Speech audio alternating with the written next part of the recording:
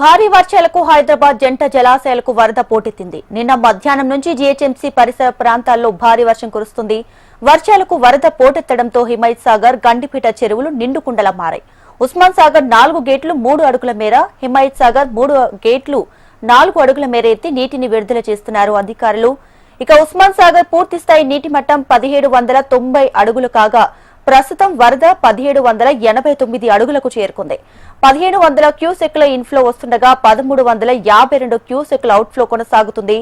ఇక హిమాయత్ సాగర్ పూర్తి స్థాయి నీటి మట్టం 1763 అడుగుల కాగా దాదాపు ఫుల్ కెపాసిటీ నిండిపోయింది. హిమాయత్ సాగర్ కు 5500 క్యూసెక్ల ఇన్ఫ్లో వస్తుండగా 5000 క్యూసెక్ల నీటిని దిగువకు వదులుతున్నారు. ఇక భారీగా వరద నీరు జంట జలాశయాల నుంచి విడుదల చేసిన అధికారులు జంట జలాశయాల పరివాహక ప్రాంత ప్రజలను అలర్ట్ చేస్తున్నారు. మూసీలోకి వరద వెళ్తుండటంతో పరివాహక ప్రాంత ప్రజలను కూడా అలర్ట్ చేశారు.